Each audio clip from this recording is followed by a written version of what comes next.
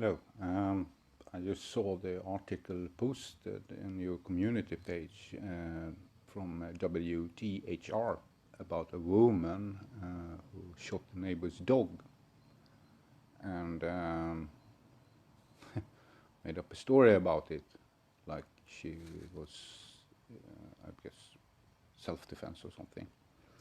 Now I can't read the article which WTHR linked to because I got access denied. I guess it's because the European Union policy about data protection.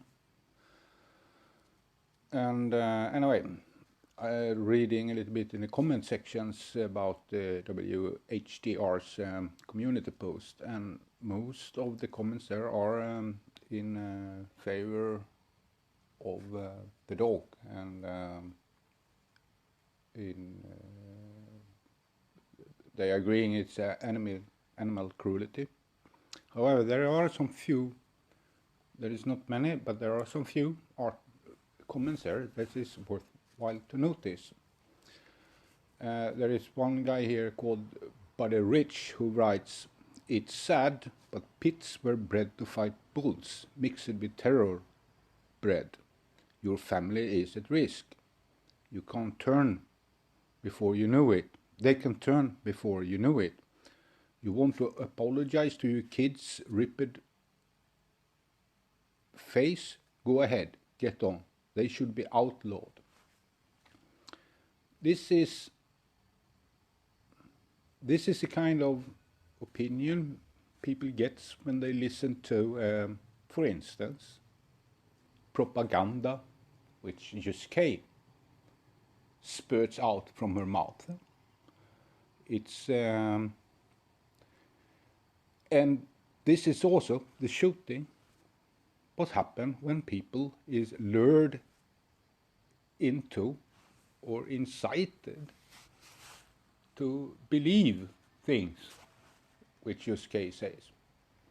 So, well, just assume pit bulls are ripping off kids' faces all the time.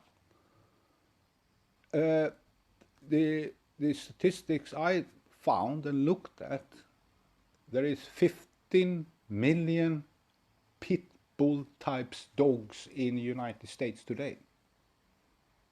But I don't see in the statistics any justification that pit bulls would be ripping off faces of kids. Because if that was the case, there would be a lot of kids who had their faces ripped off with 15 million pit bull type dogs. Out of these 15 millions, I think it was like 4 or 5 millions of them are actually pit bulls. So, such statement doesn't make sense. Also, when we read research papers, I don't have the paper in front of me now, but there were a research paper that was testing the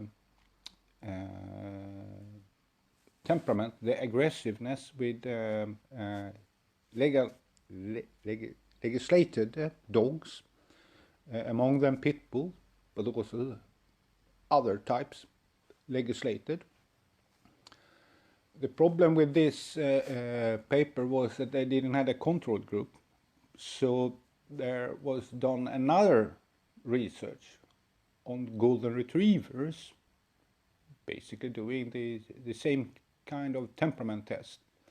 And it turns out that there is no significant statistical difference between the behavior of golden retrievers and the legislated dogs. And this was including the pit bulls. And if you look at them,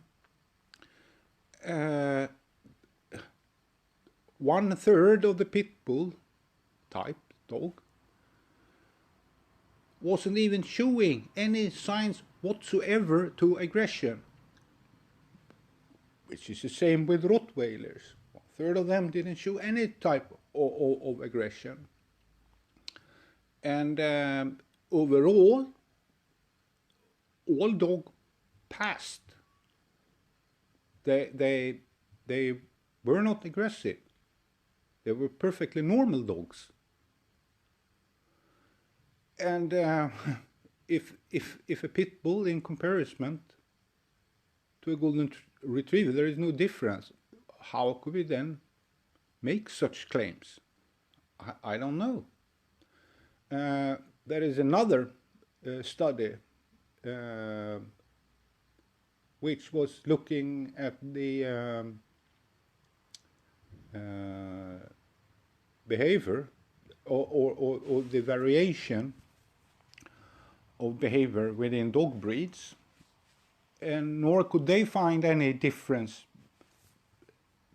significant between different dog breeds.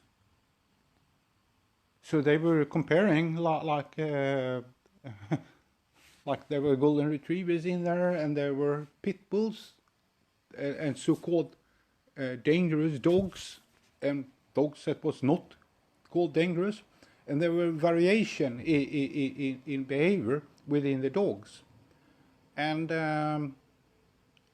it can't be explained. I've saw a reference in one paper that said that when you make this claim, well, they are bred for it. Well, then that means there must be some genetic marker that makes them doing it, right?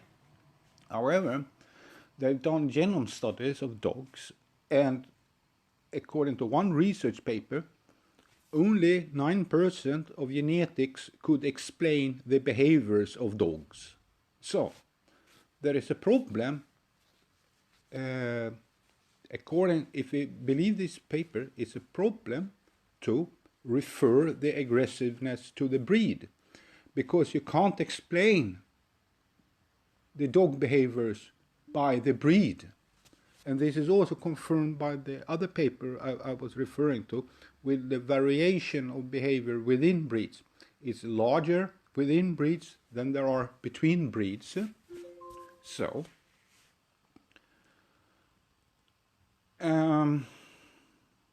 what can you say? Well, the only thing is I could say is, when people like Just K is inciting fear in people about a certain dog breed, it becomes very hard to undo this, because fear is an emotion that runs very deep in us, and it's really, really damaging what she's doing, as we could see in this article which you referred to.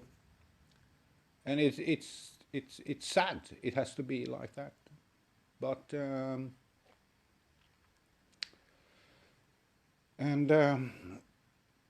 it doesn't get better when like what Just K says is like, well, it's just dogs, so they don't have any rights, implying you could just shoot the dog on the street. But can you really?